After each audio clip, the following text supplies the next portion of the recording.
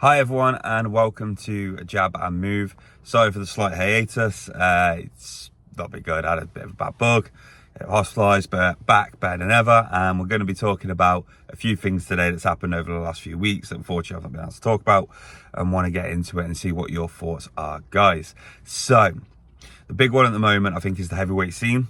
Over the last couple of weeks we've had obviously the WBO order Usyk to plan the fight with Joseph Parker, which I think, to be fair, is absolutely deserved. I think if you had Usyk versus Dubois or Usyk versus Parker, I think either way you couldn't really argue with it. But I like that fight, and I think that fight poses a lot of questions to Usyk, and I think Parker is a completely different fighter to the guy we were talking about even 3 years ago. So a big change and something I want to see. Now the thing is though, we've got that order for the WBO, and we've then obviously got Frank Warren and a few other people coming out saying that the Undisputed is the biggest fight and that's the one that should be made and the one he would like to be made. And I can't really argue with that. I think obviously we had the Undisputed last May with Fury versus Usyk, first one in 25 years. Obviously to get another Undisputed fight probably 15-16 months after that is huge, and it would be a massive fight.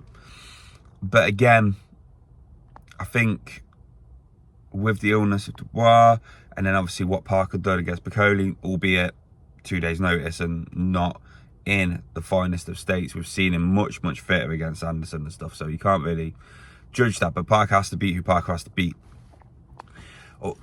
I think at the moment Parker versus Usyk is the smart move, but again, there's other things you could do, and I wanted to talk about that because the IBF have come out, obviously mentioned that Chisora is now mandatory, and it'll be his 50th fight and his final fight, he said. So there's a few ways you could go about it. I think personally the way I would do it if it was me would be, and again it all depends on AJ's fitness, because we've got to look at that. I think he can't throw a punch for another 5-6 weeks, so it all depends if it lines up. But if it can line up, the area I would go, or in terms of the card I would use, would be just under the chief support for me would be AJ versus Caballero. Chief support would be Dubois versus Chisora for the IBF, and then main bout would be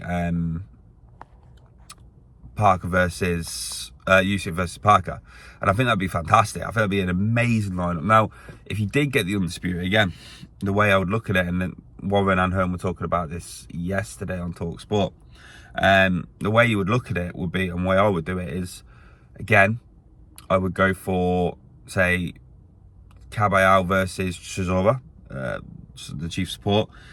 But you'd want a headline on his 50th, but we'll see. The next one would be AJ versus Parker versus AJ, which I think would be, again, way different to the first fight of theirs. Parker didn't really show who he was and what he could do, but I guarantee you give him the rematch, and I generally think he beats AJ, especially now. And then again, you get the Undisputed as the main event.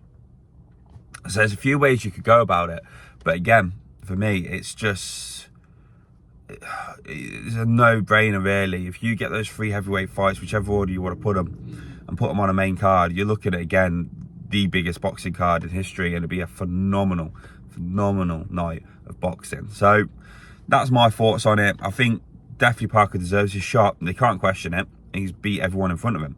He smashed Wilder, beat Zhang, and obviously took apart Piccoli. Now, they were the 3 sort of big names at the time. They were people that no one wanted to fight, and Parker's took them all on and won.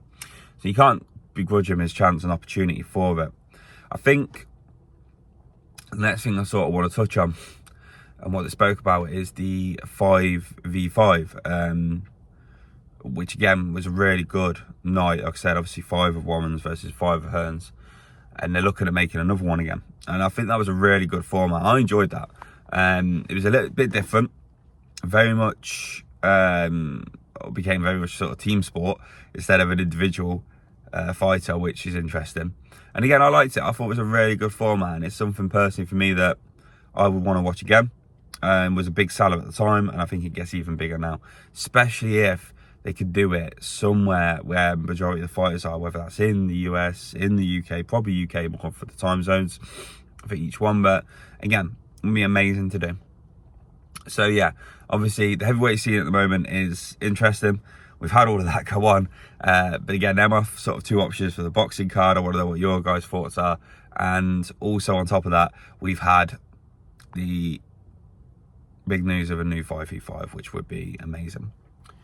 Just finally and very quickly, I want to touch on Natasha Jonas versus Lauren Price and what happened a couple of weeks ago.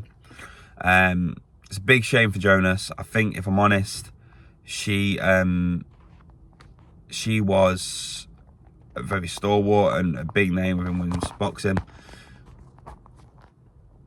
Yeah, she's a huge name within women's boxing, and something that I personally thought was